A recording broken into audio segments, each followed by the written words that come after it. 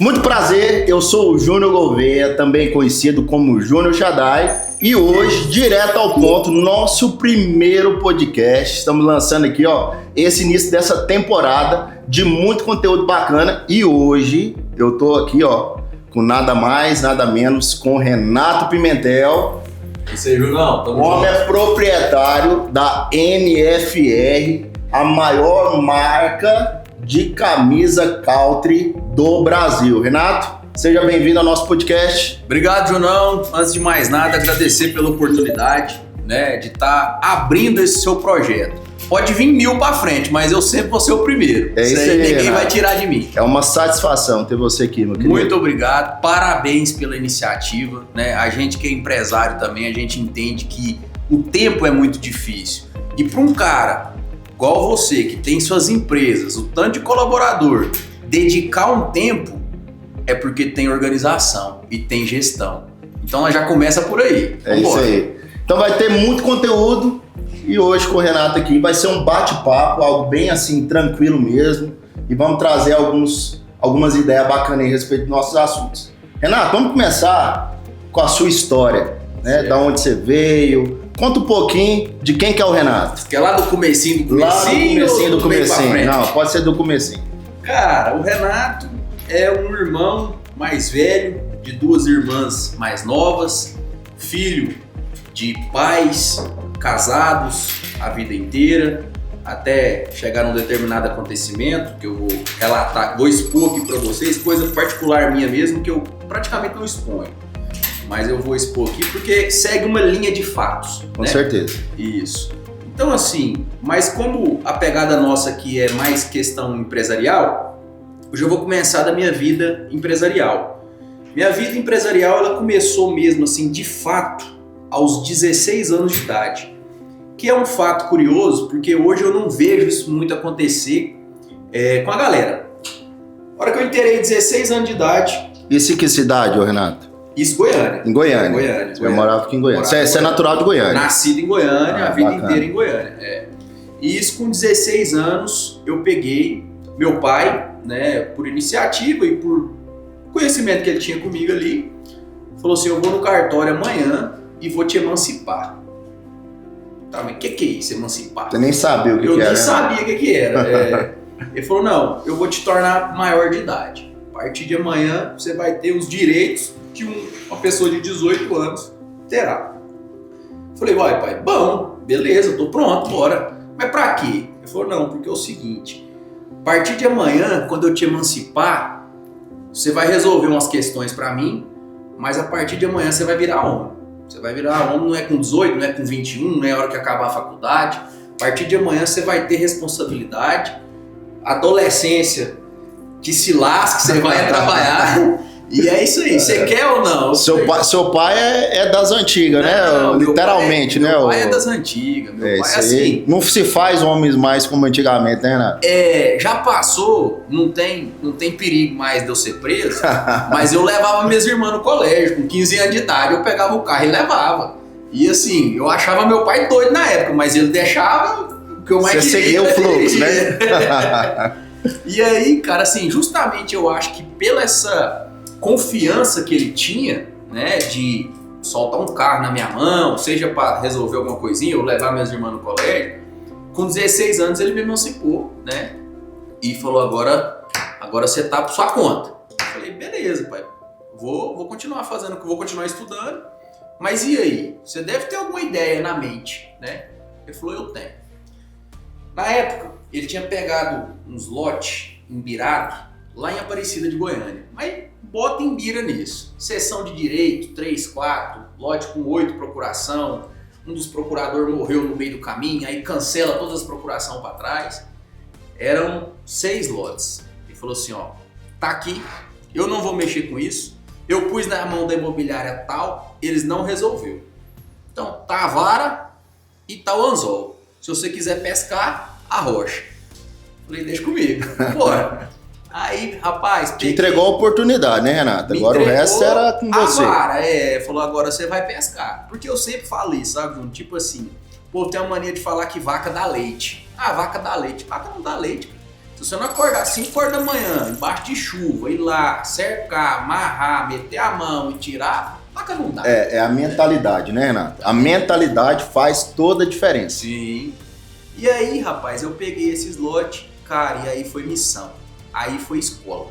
Aí a escola de um ano que eu acho que muita gente na faculdade não ensina, é só vivendo mesmo. Porque aí eu fui entender o que é cartório, eu fui entender o que é documento. Isso com 16 anos? Isso com 16 anos. Isso não é pra qualquer um, não. E aí, rapaz, e assim, não vou falar pra você que era 100% confortável. Muitas vezes, meus amigos, Renato, vamos fazer tal coisa, vamos jogar uma bola, vamos fazer isso, vamos fazer aquilo, papapá, e o cara não pode. Eu marquei com o cara do cartório lá pra poder ir lá regularizar. É um compromisso, né? Marquei na imobiliária, né? E aí, beleza. Quase um ano em cima. Um ano em cima, consegui regularizar esse slot. Consegui achar um negócio que eu troquei esse slot numa caminhonete. Eu lembro, era uma Triton V6 braba. Nisso eu já tava com 17, mais ou menos um ano aí eu já tava com 17. E aí achei uma mulher, Silvia, ela era construtora de casa da Caixa, e aí nós trocou o slot, que inclusive hoje, na época foi um negoção pra mim, mas hoje eu não sei se eu faria esse negócio, porque esse slot deve estar valendo 1 milhão e a Triton já acabou. Foi sua primeira paixão, a Triton? Foi, a Triton. Assim, de fato, sua mesmo? Sim. Aí, ó. Mas assim, pra você ver, nós já entramos no mundo das caminhonetes aqui, né? Já virou um picapeiro aí, né? Já virou um picapeiro. Eu sempre fui. Meu pai sempre teve contato com o meio rural, né? Chácara, fazenda, esses trem, e eu sempre convivi nisso, então já sempre gostei de picape, nunca gostei de carro baixo, mas a primeira de fato foi essa. Né? Bacana. E aí, rapaz, consegui, como eu falo muito, fazer a correia do couro. Peguei esse slot embirado, muita luta, muito esforço, fiz o trem virar. Só que eu acho assim, Júnior, hoje eu vejo que o maior ganho que eu tive não foi essa caminhonete, foi o conhecimento que eu tive durante esse ano, sabe? Porque não foi um conhecimento que eu estava estudando para me aplicar, eu estava aplicando, errando, aprendendo, sendo resiliente. Não vou mentir nem ser hipócrita de falar que eu não pensei em desistir. Vou largar a mão desse trem, esse trem não ruma não, canseira demais, não acho o povo, o cartório não ajuda. Mas aí passavam uns 2 dias, eu falava, não, vou fazer porque aí já entra a questão do meu pai também. Desde muito pequeno, se você começou, você termina. Que eu vejo que hoje é um dos maiores problemas dessa geração nova. Com certeza. Geração TikTok, geração rola tela, não aguenta nem ver um vídeo até o final. Né? Já larga a mão, vai para outro, larga a mão, vai para outro. E aí, meu amigo, no mundo dos negócios, na vida em si, se você não for resiliente, se você não suportar ali o processo, quem não suporta o processo não merece. Tem um nome específico que eu lembrei agora, mas vamos falar de prêmio, né? O extraordinário. Quem não aguenta o processo não merece o extraordinário. Com certeza. E é engraçado, Renato, pelo seguinte, seu pai foi a base, sim, certo? E ele te entregou uma oportunidade, mas junto com essa oportunidade ele te entregou uma responsabilidade. Muito grande. Certo? Porque hoje o que mais se vê como base, trazendo o seu assunto da sua história, né? São pessoas que querem muita responsabilidade, mas zero responsabilidade. É aonde que mora o grande problema. Sim, é o que a gente fala nesse mundo corporativo, que todo mundo quer emprego, mas nem todo mundo quer serviço. Com certeza. O cara quer ter ali a carteira assinada, quer ter a certeza que o salário dele vai cair na conta, mas na hora de assumir uma responsabilidade e resolver um BO, o cara já não quer. Então assim, e hoje eu vejo isso mais do que antigamente.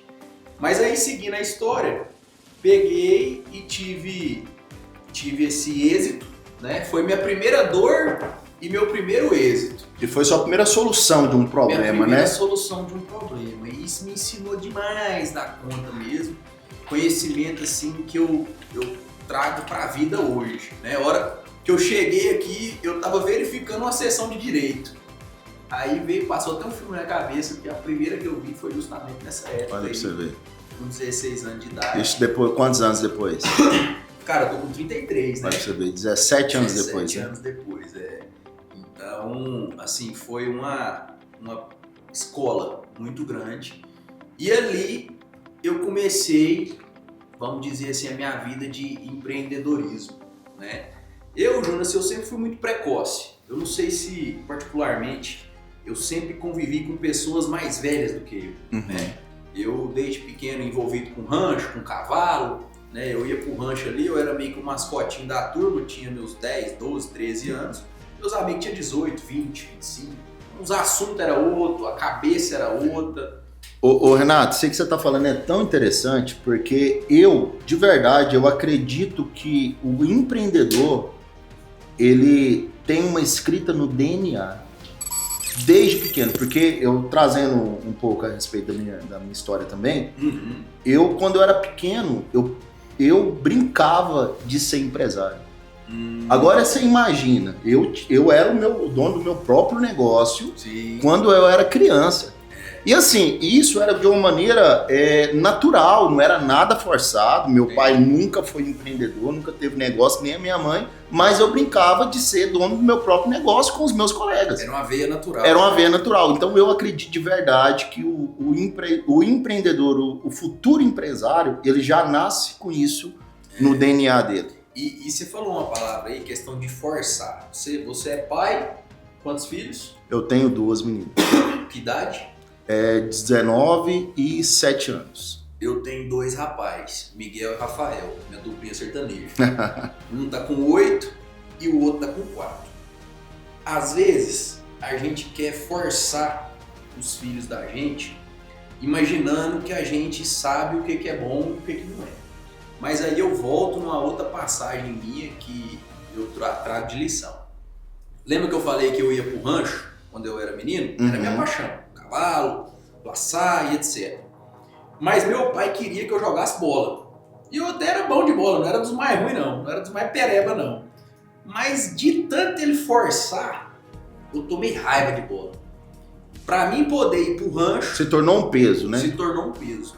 Pra mim poder ir pro rancho, eu era obrigado, isso com 13 anos de idade, a ir lá na escolinha do Atlético, lá no Urias Magalhães, fazer 1 hora lá e aí depois eu ia pro Mas enfim, o que eu quero dizer com isso? Ele deu uma forçadinha na questão da bola e eu tomei um certo asco ali. Então hoje eu já vejo, cara, eu tenho meu filho, se eu querer forçar ele no laço ou no empreendedorismo, a gente tem que direcionar. Até porque eu acho que o bom líder, ele não manda, ele incentiva. Né? Essa é a diferença. Ele motiva. Essa é a diferença do legado, né? Porque às vezes você quer conquistar alguém, porque isso que você falou é o desejo de todo pai, na verdade, né? Sim. De uma maneira natural. Só que eu acredito que a gente convence através do exemplo. E não propriamente através das suas palavras. Então, quando o seu filho te vê como exemplo, e não porque você força, ele começa a te valorizar e te admirar por quem você é. E eu acho que esse é o grande diferencial do pai com o filho para deixar um legado para ele. Faz muito sentido, porque você falando aí, eu tô pensando aqui, meu pai não jogava bola. Olha aí pra você ver. Às vezes se ele jogasse, eu ia gostar de bola, né? Aí ele não jogava, queria que eu jogasse. Eu pensava, mas nem você joga, o senhor joga, eu vou jogar. Então, faz muito sentido. Voltando à linha do tempo, né? Vamos lá, na linha do tempo. Eu tô com 17 ainda, né? Cara, e eu vou mentir pra você não. Aí eu comecei a fazer negócio.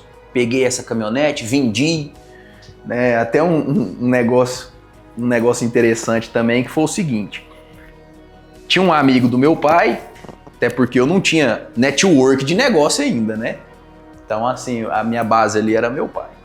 Tinha um amigo do meu pai, e aí um dia eu vi ele negociando uma caminhonete lá, eles comentando um negócio, eu falei, cara, esse negócio é interessante, peraí.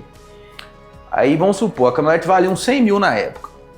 Eu sei que ele comprava a caminhonete para pagar com 1 ano de prazo e pagava o juro por mês do dinheiro, 5%, 5 mil. Aí eu falei, mas peraí, se ele pagar 5 mil por mês Se eu financiar um carro, beleza, eu vou andar num carrinho menor, vou pagar uns 2.500 de parcela, ainda me sobra 2.500 ainda pra gastar com as meninas, né?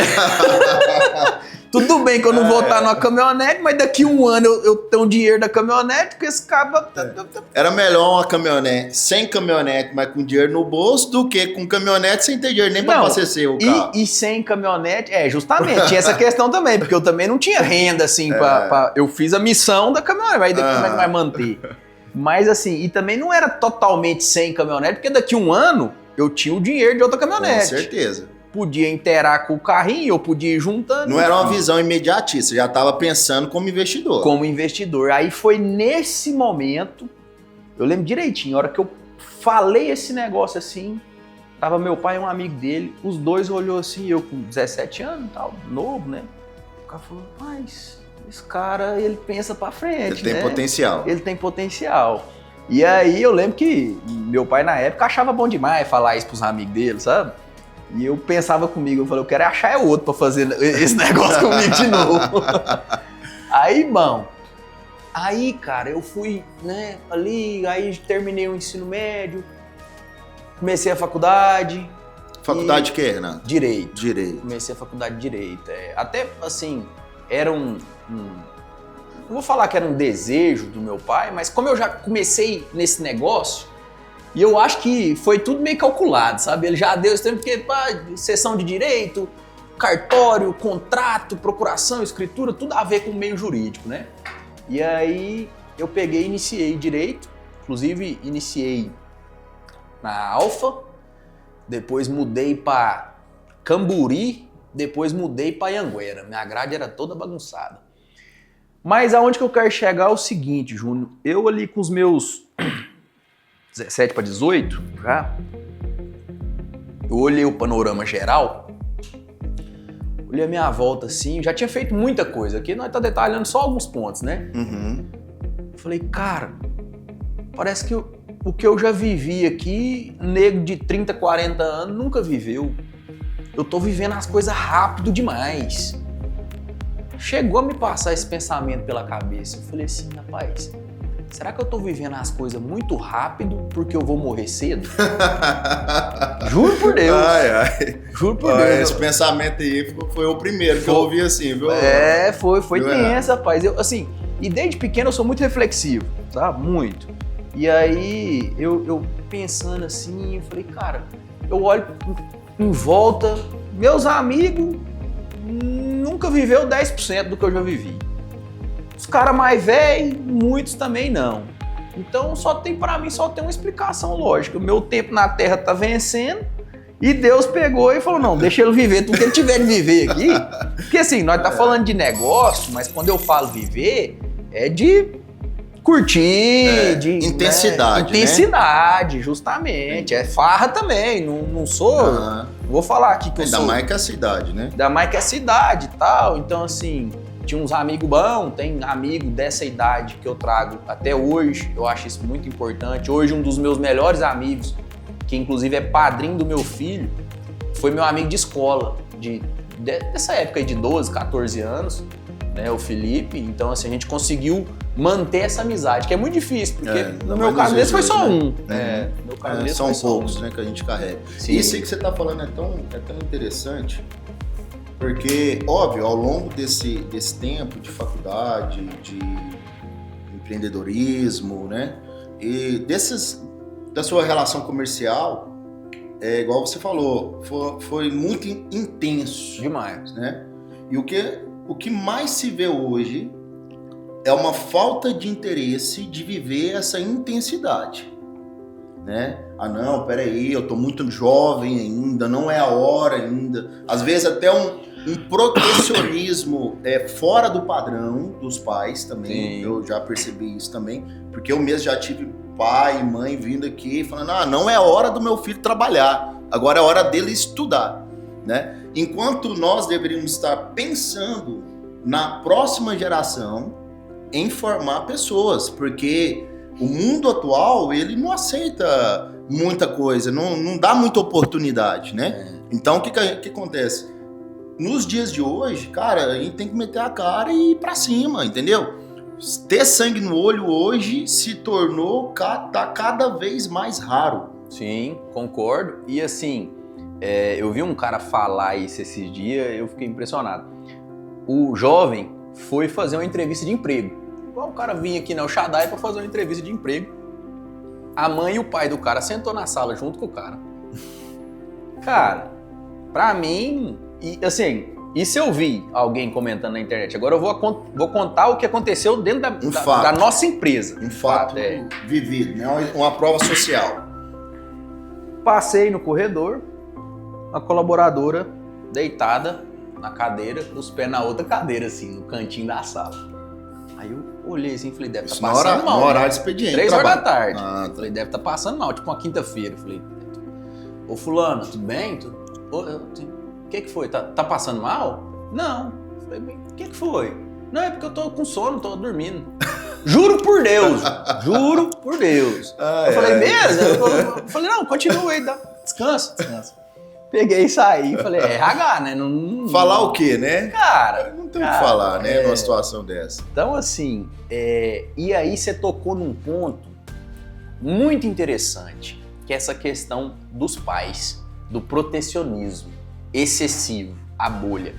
Por quê? Nessa época que eu era jovem lá e tava metendo a cara e fazendo um monte de negócio e pá, e pum, os pais de uns amigos meus já chegou em mim e falou assim, Ana, você tem que incentivar o fulano, né? O fulano tal, não sei o que lá, eu fico vendo aí. Porque assim... O já cara, usava você como referência, né? O cara era meu amigo, às vezes de escola ou de faculdade, e enquanto ele tava jogando PlayStation, eu tava fazendo negócio com o pai dele. Uhum. Negócio alto.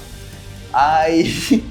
Não, você tem que incentivar o fulano. Eu falei, não, beleza, seu fulano, o que eu puder fazer aqui é na hora. Eu falei, fulano, e aí, bora e tal. Só que aí depois eu entendi que o jovem lá tinha a parcela dele, mas o pai também tinha. Porque na hora de deixar o menino secar o bagaço mesmo e o mundo dar uma castigada, o pai ia lá e cercava, né? Então... Os tombos da vida também são importantes, né, Renato? Cara, não é só as vitórias, porque é igual a internet hoje. Você vai acompanhar um story de uma pessoa, ali só aparece, né, o conto de fadas. O que ela quer mostrar. E na verdade não é bem assim, né? E assim, eu tive esse insight muito claro, não tem muito tempo. E na vida a gente tem muitas crenças. E eu percebo que a gente muda as crenças. Quando você tinha 20 anos, você tinha uma crença. Depois, talvez, hoje você não pensa mais igual você pensava. Mas hoje, eu tenho uma crença que é o seguinte, e eu desenvolvi ela tem pouco tempo. Tudo tá ligado à sua capacidade de lidar com a dor e com o desconforto. Quanto melhor você for em lidar com a dor e o desconforto, melhor vai ser os seus resultados. Com certeza. Por que eu falo isso? Por 2 motivos. Primeiro, porque tudo é difícil. Tudo é difícil. Você ser um pobre, fudido, lascado, não ter dinheiro pra nada, é difícil?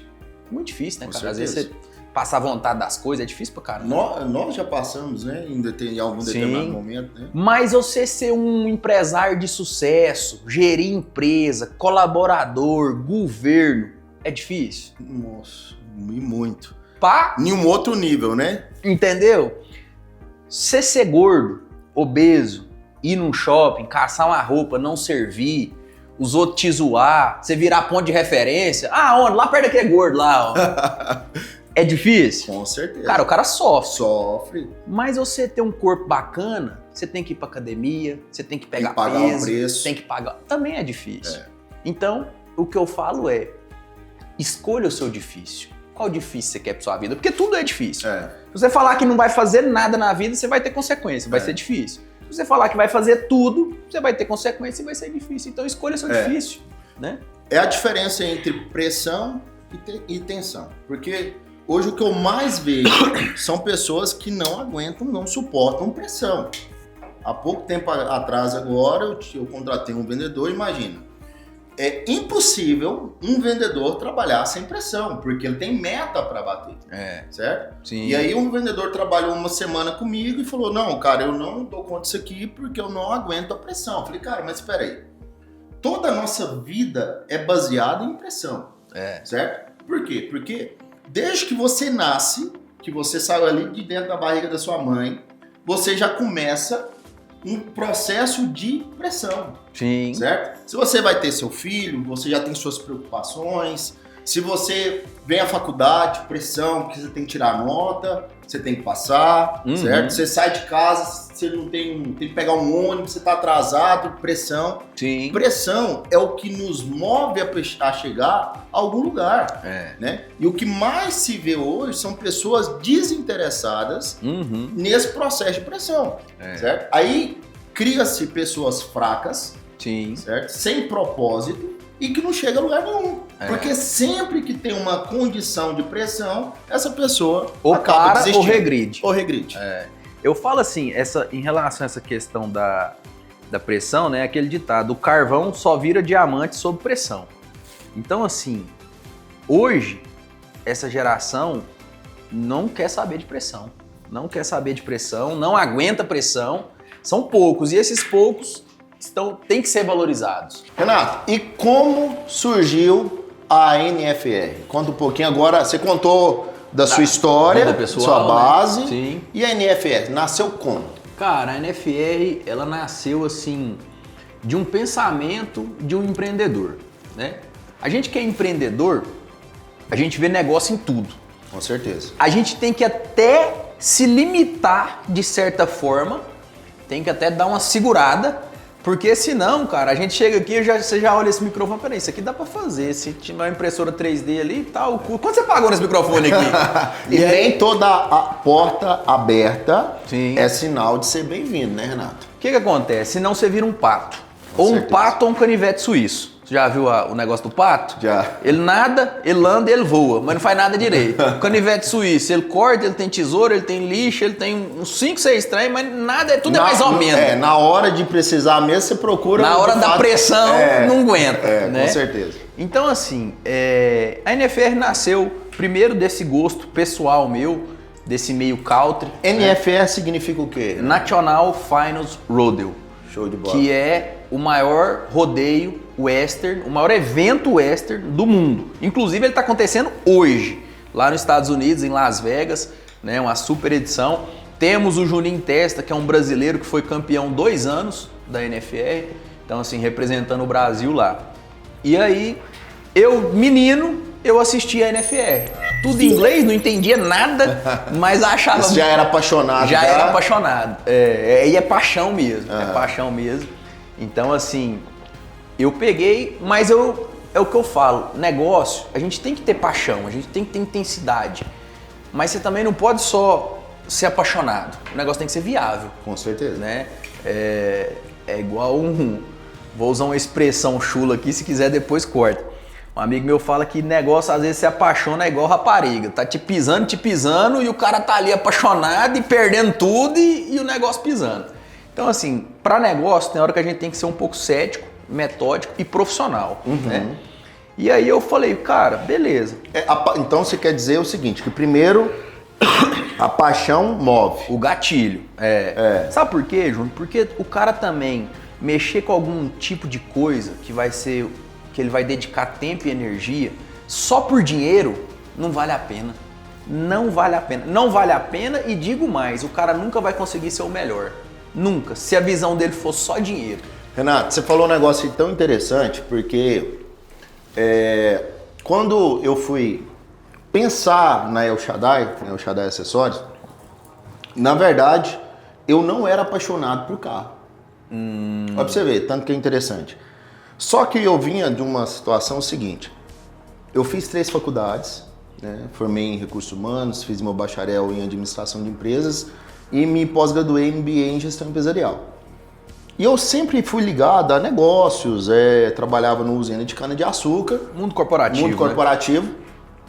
E eu tinha um sonho de ser empresário, certo? De ter o meu próprio negócio. Sim. Não importava do que fosse. O segmento. O segmento era outra história. Sim. Aí surgiu uma oportunidade. Certo? Uma oportunidade. E aí, no meio desse processo do que estava acontecendo na minha vida. Mas só fazendo um adendo, sua paixão era ser empresário. Isso. Se a sua paixão fosse jogar bola e você fosse ser empresário, não ia dar certo. Não ia dar certo, com certeza. Isso aí é o gatilho, né? Que você falou. E aí, nesse processo, surgiu uma oportunidade. E aí vem o espírito empreendedor. Né? Morando no interior, numa cidade do interior, que você conhece, Indiara. Você conhece bem. Sim. Né? E nunca tinha morado em Goiânia. Certo? Eu saí de uma empresa muito estabilizada, que eu ganhava super bem lá, eu tinha um cargo de gestão muito bem elaborado lá. Só que a paixão por ser dono do meu próprio negócio me moveu a largar tudo que eu tinha, a estabilidade e meter a cara num negócio 100% novo para mim. Né? Aí eu me apaixonei pelo negócio. Durante o caminho. Durante o processo. Durante o processo, mas sempre naquela busca assim, ó. Eu quero ser dono do meu próprio negócio, não importa o que seja. Entendi. Certo? E aí vem um processo de pressão. Né? Porque pensa, um cara sai do interior para morar numa cidade que nunca morou, sem dinheiro, certo? E para tomar conta de um negócio que tinha zero conhecimento. E aí foi até que chegou onde nós estamos aí há 10 anos, né? E agora já levando até para um lado um pouco espiritual, esse dia eu tava vendo um cara falar um negócio que eu achei que faz muito sentido. A gente é um vaso que suporta uma quantidade de energia. Se o seu vaso está cheio, como que Deus ou o universo ou o que seja lá que você acreditar vai mandar mais energia se você não está dando conta de lidar com aquela energia? Se você, Júnior, hoje você está com 3 lojas, se você, Júnior, tivesse totalmente sobrecarregado, não tivesse criado mecanismos, estratégias, pessoas para poder pular, avançar da primeira para a segunda, você estava na primeira até hoje. Com certeza. Então aí entra a questão da pressão, a questão do problema, de ser solucionador de problemas. Né? Vou dar um exemplo rápido aqui. Esse dia eu estava voltando da roça ali, um Pesca e Pague tem lá muito perto, uma fila. Cara, porque o trem travou. Um cara assim, uns 40 e poucos anos, 50 anos, num carro, deu uma paradinha no trânsito assim, o cara coçava a cabeça, saiu do carro desesperado, porque o trem deu um probleminha lá de esperar um pouquinho. Falei, cara, como é que esse cara vai gerir uma empresa com, né, vários funcionários? Só que assim, falar isso é muito fácil, né? É muito bacana. Se o cara não viver na pele, por isso que ele fala que cada tombo levanta mais forte. Com certeza. A primeira vez que um funcionário seu te levar na justiça, você recebe isso de um jeito. Normalmente você vai ficar puto. E nós também não é, né, Buda pra ficar, que bom, o cara leva. Não, você vai ficar puto, você vai querer falar um monte de coisa pro cara. Só que a segunda vez... Vai ficando com o couro grosso, Você vai ficando com o couro grosso, você já fala assim, tá, faz parte. Na terceira vez, aí depois já fica Você nem vai mais, né? Mas olha a diferença que tem da terceira para a primeira, de reação, né? Reação. Então, eu acho que é muito sobre isso. É a gente engrossar o couro mesmo. Na teoria é muito bom, é muito fácil, mas tem que passar o processo. Tem os B.O. mesmo, tem a parte boa, né? Natural. Mas é isso aí, legal. Eu não sabia que você tinha feito comprado esse desafio. E detalhe, aí você falou o negócio do não ter como voltar para trás. Cara, eu acho que todo empresário, todo cara que tem uma empresa de sucesso, ele queimou a ponte. Ele teve um momento, Ele teve um momento. O cara que nunca pensou em desistir, você já pensou em desistir do negócio? Inúmeras vezes. O cara eu, inclusive, que nunca... gravei um vídeo falando a respeito desse assunto. Foi. O cara que nunca pensou em desistir é porque ele não tá no negócio certo. Ele não se colocou tanta pressão. Renato, vou contar uma história aqui, que às vezes para muita gente que é empreendedor que tá pensando em desistir, vai entender bem o que eu tô falando aqui. Nesse dia foi um dos piores dias de venda meu, né, o Shaddai. Foi assim que eu abri a loja, tinha acho que 2, 3 meses. E na época, num dia eu vendi um tapete. Acho que menos R$50. E aí aquela pressão toda, precisando de dinheiro, pagar a conta, ir de funcionário, não sei o quê. E aí já ouvi um burburinho dos próprios colaboradores, essa empresa vai fechar, esse trem aqui não vai pra frente não. Cara, e assim, eu morava sozinho em Goiânia e fui embora pra casa e tal, eu tinha assim 2 meses que eu tava morando em Goiânia e naquela época não tinha o Waze igual tem hoje não, né? Hoje é fácil, você vai pra qualquer lugar, no GPS, né? lá tá beleza. E aí há 10 anos atrás a parada não era assim. E aí indo embora, eu peguei a Castelo Branco, muito movimento de carro e tal, e descendo a avenida eu resolvi fazer um gato. Porque o trânsito tava muito pesado e um detalhe, cara, eu tava dentro do carro chorando compulsivamente. Olha aí, cara. Porque eu tava numa condição financeira terrível. Entendi. E a loja não vendendo. A loja não vendendo, devendo e não tinha condição de eu voltar a ser CLT de novo. Entendi. Porque eu nunca ia conseguir, tipo assim, cara, eu dever 50 mil reais há 10 anos atrás É muita grana. era muita grana, né? Naquela condição que eu tava. E aí, na hora de fazer esse gato, pra mim tentar fugir desse trânsito pesado, peguei uma avenida que na verdade era meio com uma viela, meio com uma favelinha ali. A polícia vem na mão contrária, manda eu num Veloster, cara, na época. A polícia vem, encosta eu na parede, cara, revira meu carro todo, sabe? Procurando não tava droga, naquela condição de pressão extrema, sabe? De desistência, de vou largar isso aqui de mão e tal, e um cenário assim, ó, de humilhação. Sim. Né? Porque eu vim do interior, em busca de um sonho, pagando meus impostos. Aí você já começa a pensar no julgamento das pessoas. Julgamento das pessoas, o cara foi, voltou fracassado e tal. E aí, a Valência, que dentro do porta-luva do carro tava cheio de cartãozinho da loja. E aí um dos policiais pegou os cartões lá e falou, o que é isso aqui? Eu falei, moço, eu tô falando pra você que eu sou empresário, você é minha empresa e tal e tal. Aí que ela foi me explicar que ele era rota de bandido, de carro roubado, e o carro chamava atenção e tal. E aí, rapaz, pensa num cara que aquele dia tinha tudo pra desistir. Porque foi um dia terrível de vendas. Na hora que eu fui embora, eu senti eu nunca fui abordado por um policial na minha vida. E aí de repente o cara me chama de bandido, de vagabundo, procurando droga dentro do meu carro. E eu tinha ido embora, cara, chorando compulsivamente, querendo largar de mão tudo. E aí aonde entra a parte espiritual. Eu cheguei em casa sozinho, certo? Não morava sozinho nessa época, lá no apartamento. Entrei pro meu quarto, falei, Deus. Porque um detalhe foi o seguinte, Renato, quando eu fui abrir o Shaddai, eu convidei Deus pro meu negócio. Esse é o mais importante. Falei assim, Deus, eu só vou abrir isso aqui se daqui pra frente tudo contribuir.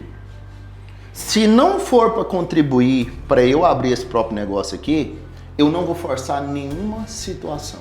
Eu vou, de fato, desistir da abertura. E como tudo contribuiu, eu senti no meu coração a tranquilidade de abrir o Shaddai. E a segurança, até porque o nome El Shaddai significa Deus Todo-Poderoso. E aí, nesse processo, eu meio que coloquei Deus contra a parede. Falei, Senhor, peraí, só me trouxe aqui para isso. Para me sofrer tudo que eu estou sofrendo aqui, né? De passar toda essa humilhação. Eu coloquei de fato Deus na parede nessa condição. Porque eu tinha segurança naquilo que eu estava falando. Sim. Certo? E aí, cara, nessa hora veio uma paz, sabe?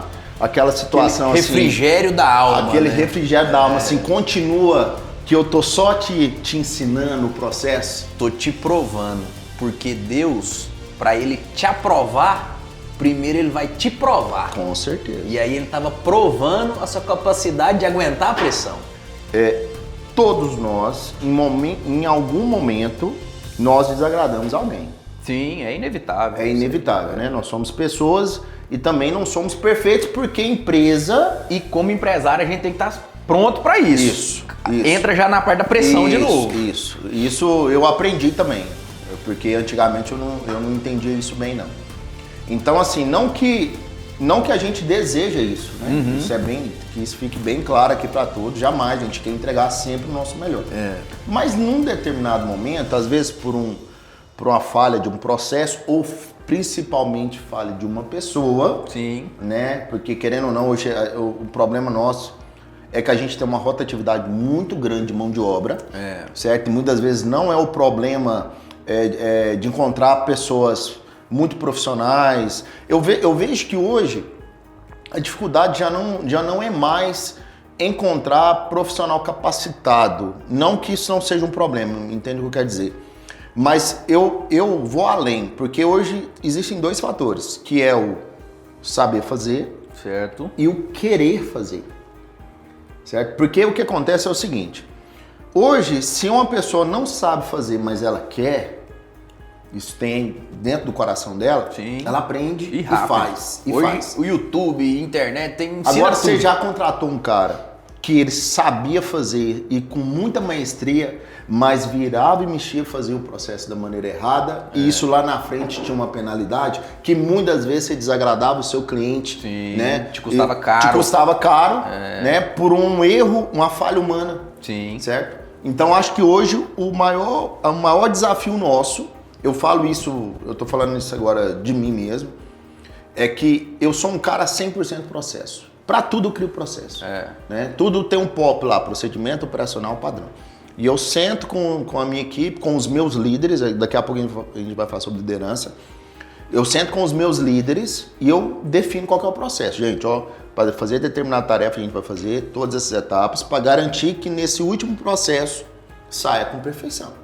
Né? E se não sair, que antes de chegar nesse processo a gente identifique e tenha tempo hábil para fazer essa correção. Sim. E aí o que acontece? Não cumpre o processo.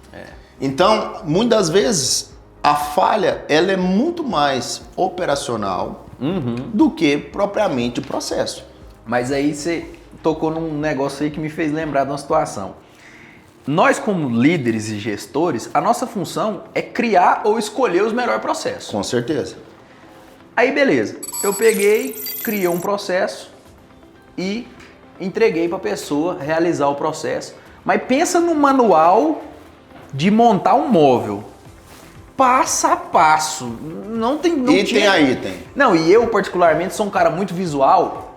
Eu imprimi as folhas e preguei na parede. Preguei na parede. Por quê? Literalmente. Né? A pessoa fala, não precisava nem ligar o computador não, para entrar lá, para ligar. Muito mais rápido. E aí, beleza.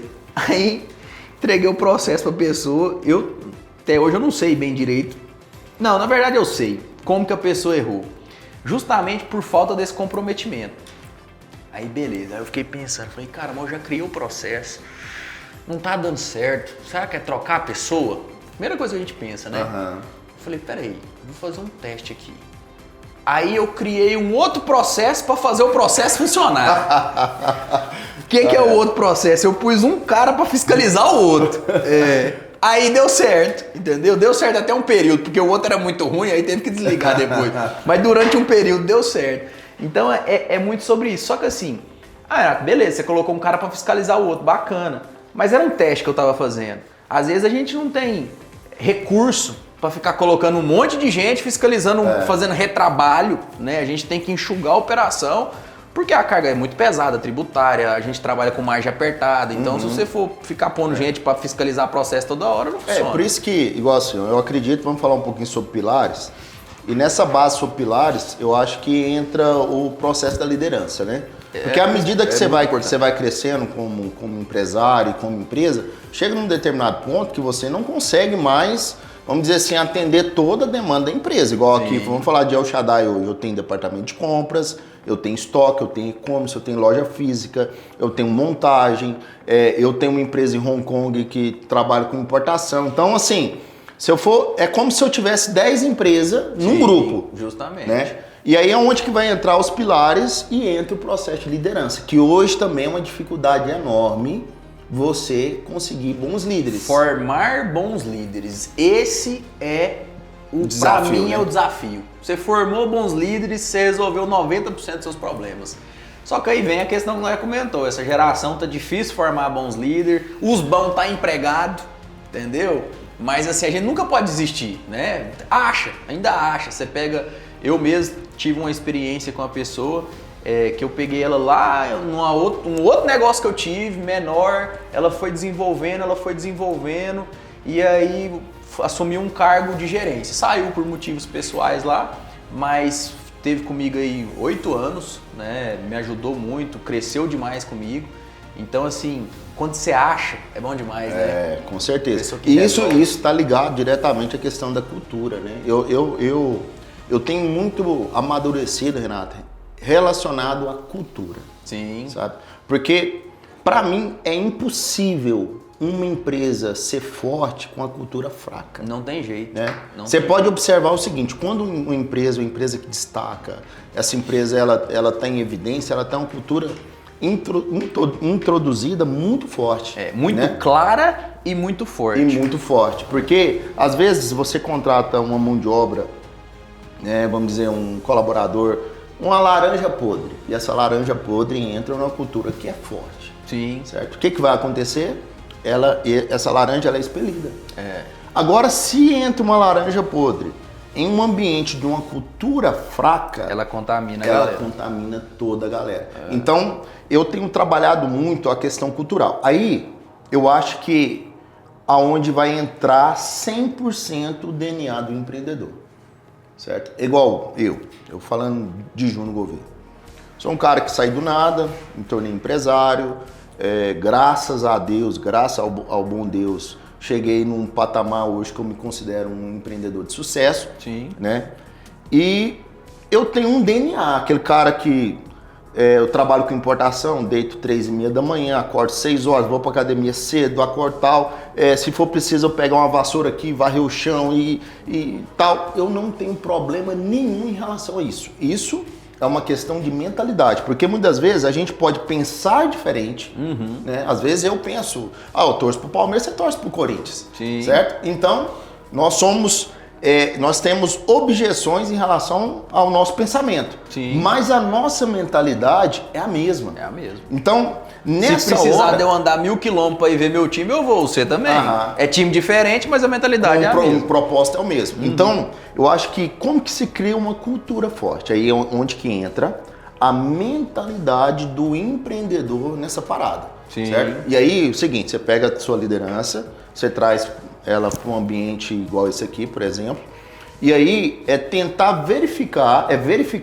na verdade, se essa liderança tem a mesma mentalidade que você. Porque a pior coisa é você pegar um líder que não tem a mesma mentalidade que você para liderar outras pessoas. Aí você gera um problema gravíssimo. Por quê? Porque vai virar um problema cultural. E assim, quando você fala em mesma mentalidade, eu acho que você quer falar, não é que o cara tem as mesmas habilidades. Não. Até porque é o contrário, você tem que trazer pessoas que têm habilidades diferentes das suas. Ele soma, você soma. Isso. Mas é a Tem os pessoa melhores, que às vezes melhor até que você. O ideal é contratar Seja, né? pessoas melhores que você para trabalhar para você. Esse é o certeza. sonho. Mas, então, às vezes não é questão de habilidade, é questão de princípio. O princípio dele tem que estar alinhado com a cultura da empresa.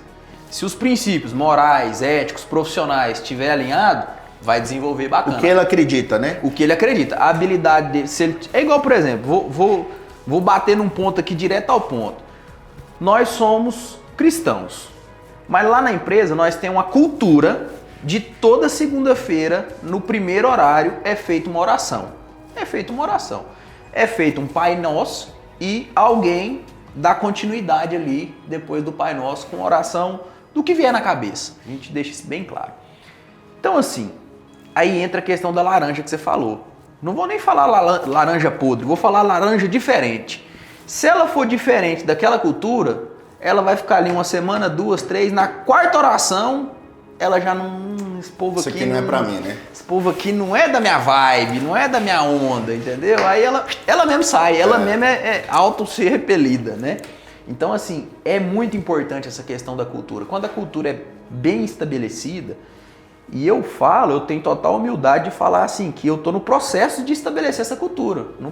Nunca vou bater no peito e falar, não, lá na minha empresa tem uma cultura assim. Não, mas eu acho que isso somos nós, né? Não é só... É porque o que acontece é o seguinte, a gente vai estar num processo de desenvolvimento, né? Igual esse ano, entrei com uma estrutura nova para e-commerce, eu fui para a China esse ano, abri minha empresa em Hong Kong. Então, você vai caminhando por novos caminhos, Sim. né? Novos trilhos. E com esse processo de caminhar em novos trilhos, novos caminhos, acaba que você tem uma obrigatoriedade de também crescer a sua equipe, Sim. de trazer mais estrutura para você poder entregar ali dentro desse crescimento resultado. Lógico. Né? Porque Sim. senão você pode, vamos dizer assim, correr um grande risco de criar um projeto fenomenal que não vai para frente. E aí, com esse novo crescimento, vai entrar gente nova, estrutura nova, metodologia nova. Às vezes aquilo que funcionava há pouco tempo atrás Já não funciona mais. hoje mais. Você tá E entendendo? hoje com a internet está muito rápido. Muito rápido. Aí você tem que... Aí você coloca... Eu tenho muito essa dificuldade. Você põe um gestor de 50 anos para liderar um menino de 19. Aí vem o problema de choque cultural.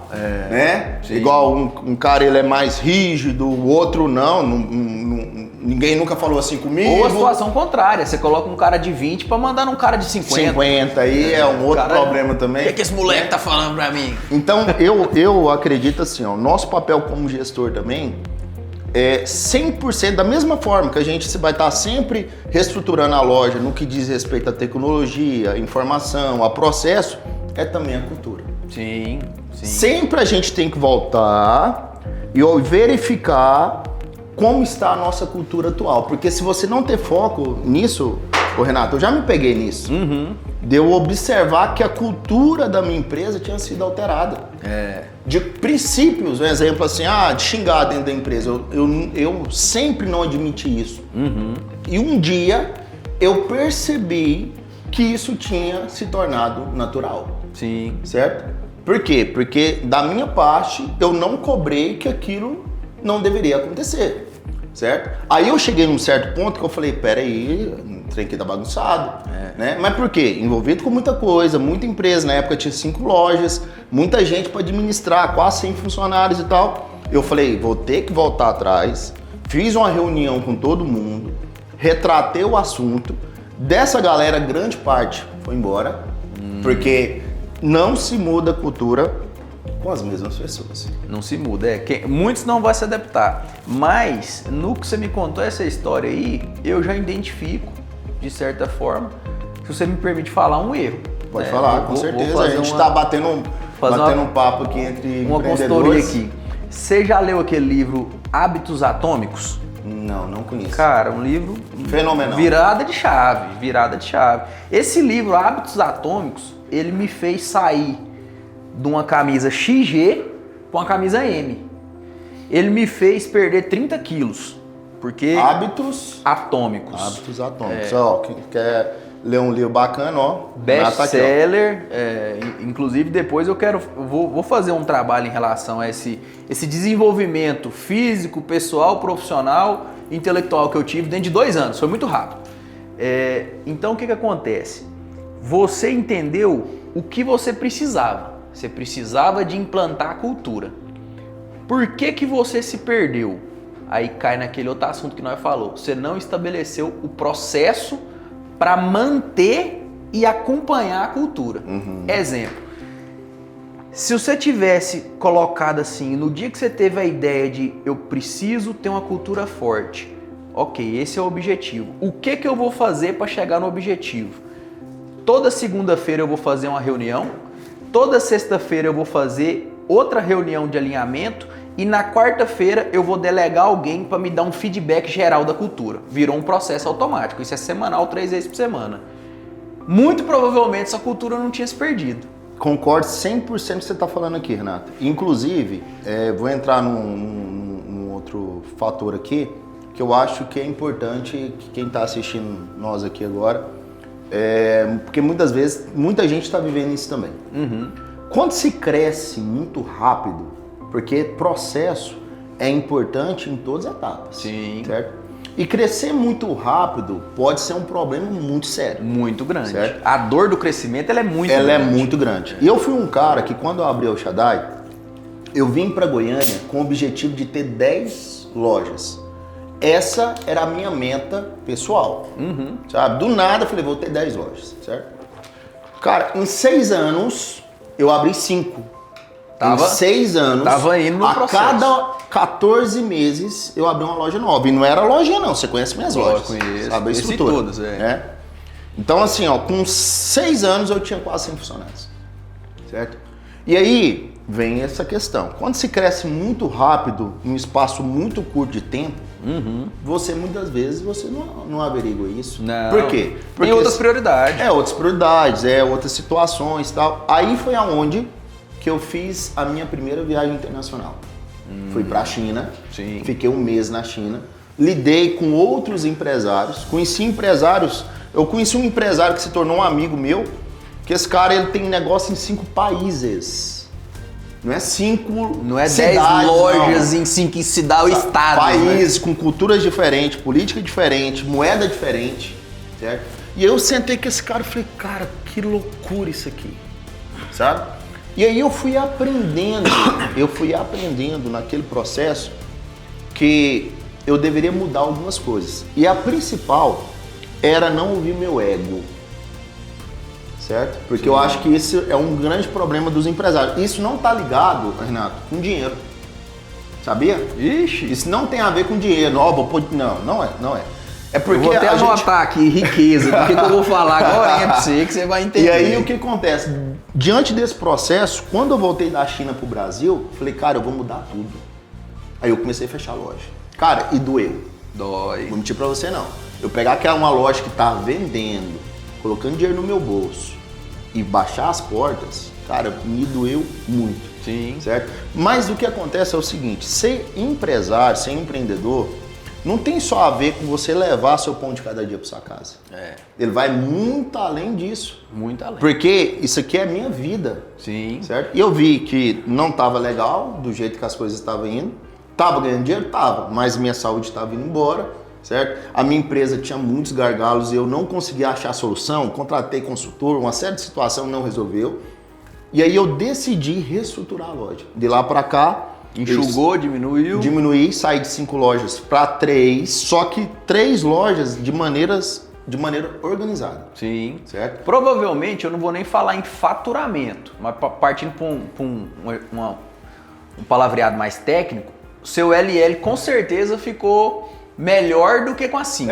Mas né? O faturamento melhorou. Até o faturamento? Até o faturamento. Você sabe por quê? Porque hoje, cara, você não precisa ter muita empresa. Porque aí entra... Você aumenta seus canais de venda. Entra no que você falou. Faturamento é ego.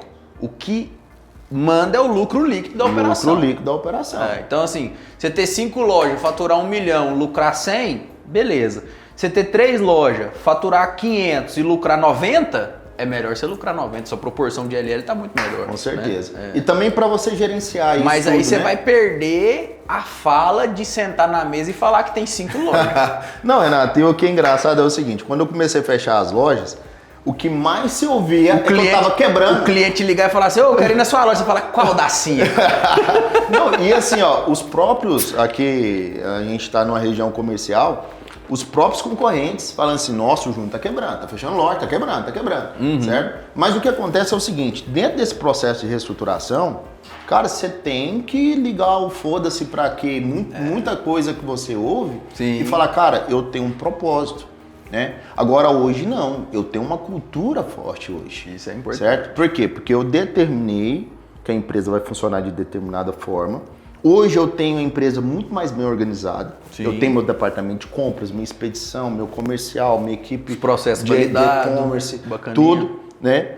E eu consigo hoje contratar uma pessoa e deixar claro para essa pessoa como que a empresa roda. Entendi. Que é o mais importante. Né? Mas é aquela dor que muitos empresários muitas vezes vivem, que é crescer de uma maneira muito rápida, mas muitas vezes desorganizado. Ainda digo mais, além de você, Júnior, deixar claro, eu acredito que hoje você tem líderes que deixam claro também. Com certeza. Né? Porque eu acho que esse é o desafio. Aí tem até um cara, ele é um investidor anjo, o maior investidor anjo do Canadá.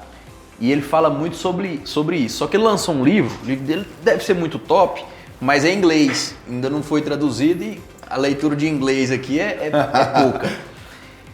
Que ele fala o seguinte, a gente como empresário, empreendedor, e pode ser o cara do tamanho que for, pode ser de uma loja de celular, de uma pastelaria, de um mega negócio, de qualquer negócio, você tem que comprar o seu tempo. Como que você compra o seu tempo? Com pessoas. Como que você põe pessoas, processo. Porque a partir do momento que você compra o seu tempo, quem é empreendedor de verdade não quer comprar o tempo para ficar livre. Para falar, agora eu quero viver de férias. Não, a gente não aguenta. Não. A gente não aguenta. Eu já me fiz essa pergunta. Eu pensei assim, quanto que eu preciso ganhar se eu tivesse uma renda vitalícia para mim não trabalhar? Aí eu cheguei num valor. A hora que eu cheguei no valor, eu comecei a pensar assim, mas aí acaba que ia sobrar um pouquinho, esse pouquinho eu já fazia um negocinho aqui, outro ali, eu não aguento. Tá no sangue. Então quando a gente compra o tempo, esse tempo que a gente comprou, ele serve para duas coisas. Ou para a gente ir para um outro negócio, ou para a gente melhorar o próprio negócio. Com certeza. Vou te dar um exemplo prático aqui. Na época, se você tivesse comprado o tempo, talvez você ia sobrar tempo para você investir na cultura que estava falha. Com certeza. Mas você estava ali atordoado. Eu falo assim, na teoria é sempre muito lindo. Eu sempre vou reforçar isso. Na teoria tudo é lindo. Mas na hora do olho do furacão lá, meu amigo, a gente nem pensa nisso. Com certeza. Né? É tanta burdoada, é tanta paulada de todo lado. Tanto incêndio para pagar, né? É tanto incêndio para pagar. Eu falo que a gente tem época que a gente não mata nem um leão por dia, não. É 2, 3 tigres e uma sucuri. Todo dia. Renato, nós falando em tempo, né? Nosso podcast já está chegando ao final. A gente está no mês de dezembro, entrando em 2026 agora. Qual que são as expectativas para o ano de 2026 relacionado à NFR, ao Renato? O que você acredita, o que você busca para esse próximo ano? Cara, é uma pergunta muito interessante e assim, a gente que convive em rodas de empresários e empreendedores tem se falado muito desse 2026. Ano político, ano com muitos feriados. Tem a Copa, né? Copa do Copa Mundo. do Mundo. Então temos 3 fatores aí que movimenta, que diferencia um ano do outro. Com certeza. Né? Esse ano de 2025, eu falo que ele não foi um ano ruim. Eu sou um cara, João, que particularmente eu vim ver a diferença que a política faz depois de Lula e Bolsonaro.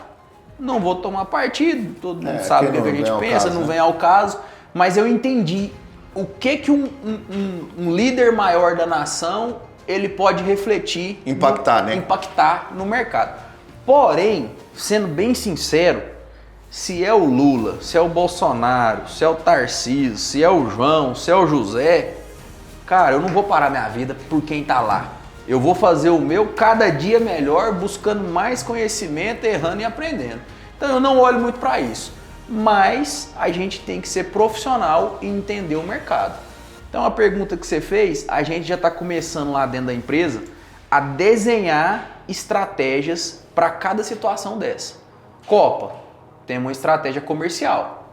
Feriado, tem uma estratégia funcional com a galera. Exemplo, vai ter um feriado na terça nessa semana, daqui 2 vai ter na quinta. Galera, vamos trabalhar na terça, vamos emendar quinta e sexta, vocês pegar uma mini férias aí de quinta a domingo, bora. Então assim, eu vejo que muitas vezes a gente como empresário, a gente tem que trocar o pneu do carro andando.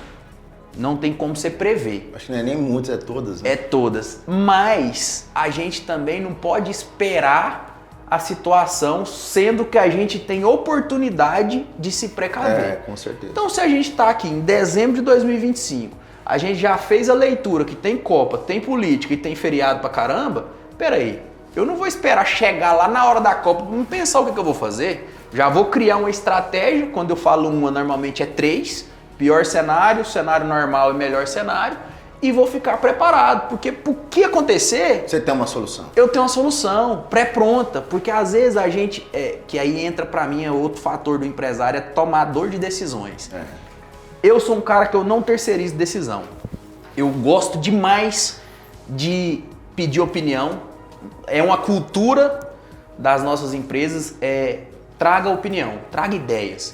Eu não vou acatar todas, mas eu quero que traga. Mas a palavra final... Mas o processo de decisão... é meu. Sabe por quê? Igual aqui também. Porque é o seguinte, se der merda, eu vou bater no peito e falar, eu errei.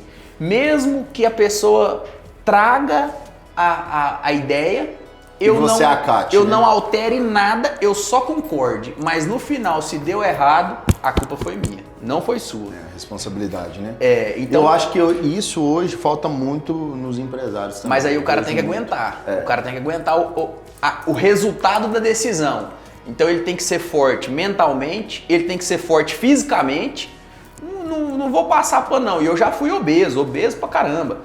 Cara, aí você já tá com problema na empresa, você já tá com problema na saúde, aí já afeta o casamento, vira uma bola de neve.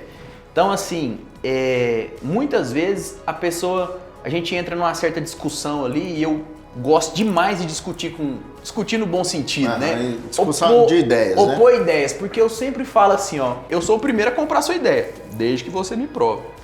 E aí, entra naquela divergência, no final eu falo assim, gostei da sua ideia, obrigado por você ter trazido, mas nós vai fazer assim. Porque se der errado, eu não vou falar que a culpa foi sua, a culpa foi minha.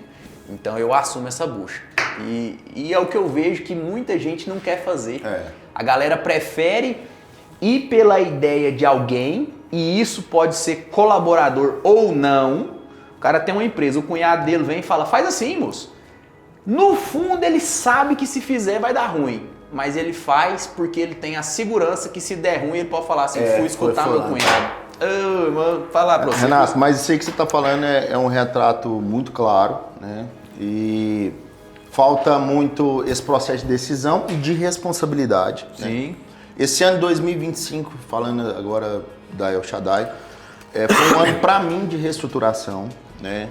Foi onde que a gente entrou projetos diferenciados em relação ao que a gente pensava, né, como empresa, como empresário. E a gente plantou muito, né? Criamos sala de ter esse ambiente, projeto Persona, fechamos uma loja, abrimos outra, fomos para a China, certo? Então assim, ó, aconteceu muita coisa durante esse processo. E 2026... eu acredito, né, com esse peso dessa responsabilidade, trazendo o que você está, né, porque também não são decisões fáceis de serem tomadas, né, que você precisa gastar algumas noites de sono aí, né, algumas noites mal dormidas, né, mas em prol de algo maior. Sim. Né, porque eu acho que pensando em 2026, 2027, 2030, 2050, nós empreendedores, administradores, né, gestores, nós queremos uma empresa que, mais importante do que ser lucrativa, que ela perpetue. Eu penso a El Shaddai na próxima geração. Então, aí é um ponto extremamente importante. É essa visão a longo prazo do negócio. Por quê? Essa é uma cultura muito nossa brasileira.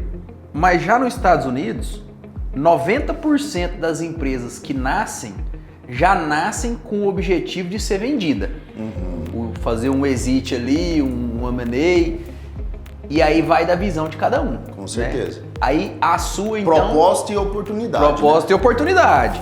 Então, assim, você tá me falando que você não tá preparando a estrutura da El Shaddai para talvez vir um grupo maior e realizar uma compra. Não, você vê, você passando pros filhos e dando sequência. Sim, porque assim, ó, na verdade, oportunidade você não deixa, né, o cavalo passar arriado. Mas se você, eu acredito assim, ó, se você cuida de uma empresa o suficiente para ela perpetuar por 200 anos, sim, ela com certeza ela é uma empresa interessante para muita gente.